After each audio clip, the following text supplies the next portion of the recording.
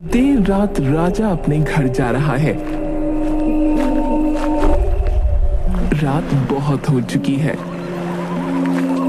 चारों तरफ सन्नाटा है। अब राजा गांव के नदी वाले पुल के पास पहुंचता है।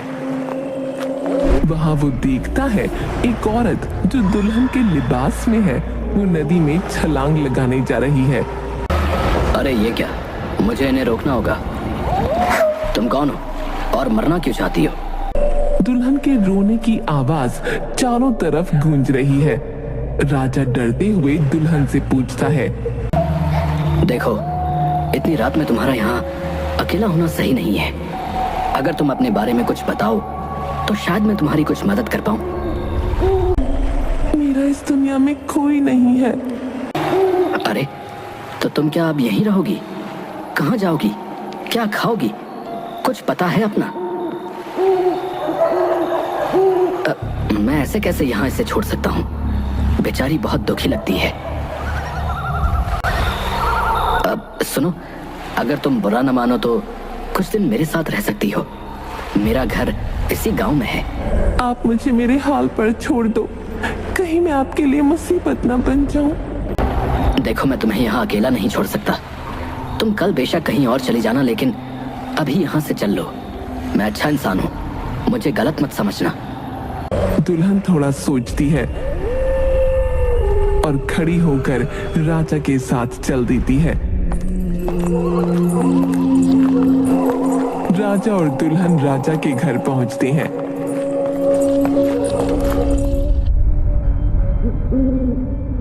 ताले पर धूल मिट्टी जाले लगे हुए हैं। काफी महीने हो गए मुझे घर से दूर शहर गया था नौकरी की वजह से, इसलिए इतनी धूल मिट्टी घर में जम गई है। पर तुम फिक्र मत करो, मैं सब साफ कर दूंगा। राजा और दुल्हन घर के अंदर आते हैं, जहां राजा अपने घर को उसे दिखाता है। ये तस्वीर देख रही हो? ये मेरे पिताजी हैं और ये मेरी माँ। पर तुम जब तक घूंघट नहीं उठाओगी तुम्हें दिखेगा कैसे? तुम्हारा कोई नाम है क्या? आप जो चाहे मुझे प्यार से बुला सकते हैं। ठीक है, मैं तुम्हें रानी बुलाऊंगा, क्योंकि मेरा नाम राजा है और कोई नाम मेरे दिमाग में नहीं आ रहा है। अब तुम अपने कमरे में जाकर सो सकती हो। दुल्हन अपने कमरे में जाकर सो जाती है।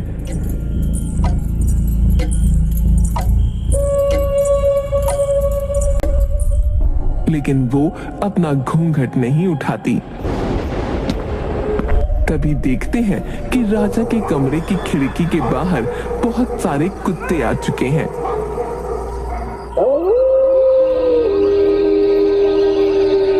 दूध वाला राजा के घर के आगे से गुजरता है। अरे दूधवा पियोगे तभी तो जियोगे, कि भैया हमर साजन कहता है। तभी अचानक उसकी नजर राजा के घर के दरवाजे पर जाती है। अरे दैया, रे दैया, जैका देख लिया हमने सुबह सुबह। ये कैसे हो सकता है भैया? दूध वाला राजा के घर के दरवाजे के पास आता है। तभी अंदर से रानी दरवाजा खोलती है। अरे दैया, भूत! ए भैया भूत है! दूध वाला उल्टे पांव भाग जाता है। हमें दुल्हन हाथ में दूध का पतीला लिए हुए दिखती है। उसने अभी भी घूंघट कर रखा है। वो हैरानी से बोलती है, भूत?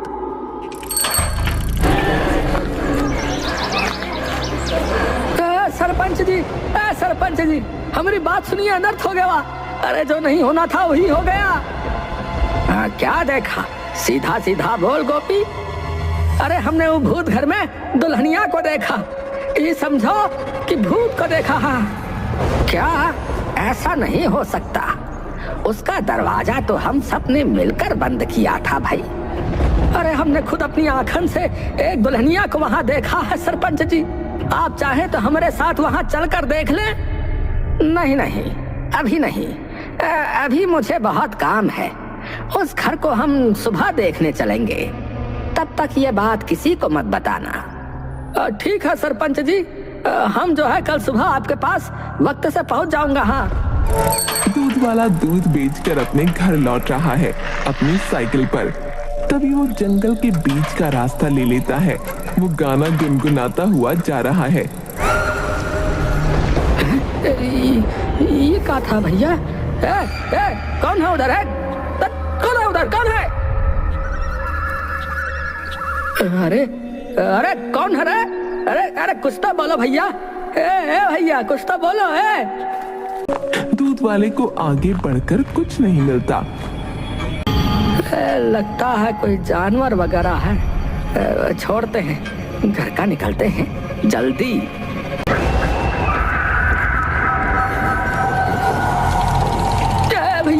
भैया बचावा।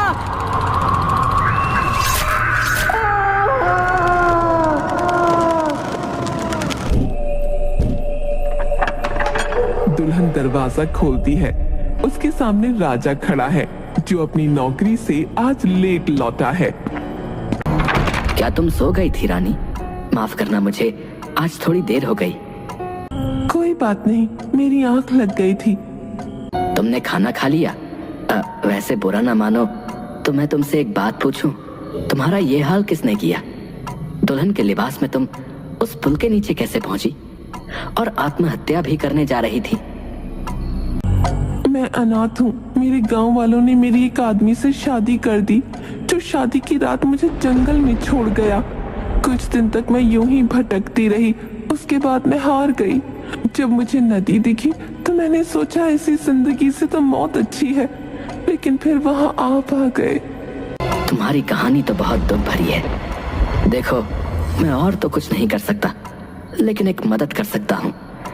मेरी भी अभी कोई शादी नहीं हुई है। अगर तुम यहीं रहना चाहती हो तो तुम्हें मुझसे शादी करनी होगी। माफ कीजिएगा, मुझे अभी थोड़ा वक्त चाहिए इसके लिए। तुम मुझे गलत मत समझो। सच कहूँ तो इस गांव में बिना शादी करे कोई रहे तो लोग बातें बनाते हैं। खैर चलो, अब सो जाओ। दुल्हन की नीली आंखें राजा को घूरती हैं, पर राजा अपने कमरे में जाकर सो जाता है।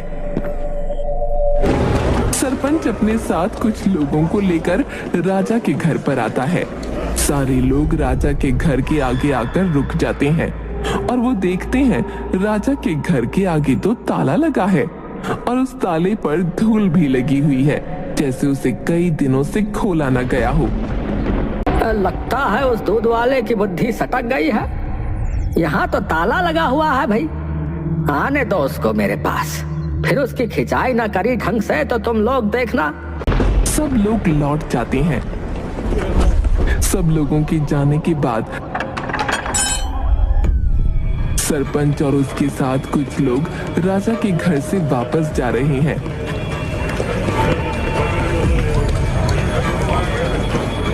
तभी एक आदमी भागता हुआ सरपंच के पास आता है। सरपंच जी, उधर जंगल में एक सरकटी लाश पड़ी हुई है। क्या? चलो तो जरा देखें। सरपंच और गांव वाले देखते हैं एक सरकटी लाश जिसकी पहचान करना मुश्किल है।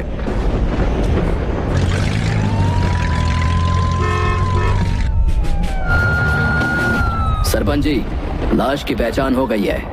यह आदमी और कोई नहीं, आप ही के गांव में रहने वाला गोपी है। अंदर जंगल में हमें उसकी साइकिल और दूध की बाल्टियां भी मिली। गोपी? ऐसा कैसे हो सकता है? कल तो वो मुझको मिला था, उसने मुझे कुछ बताया था। क्या मैं जान सकता हूँ उसने आपको क्या बताया था?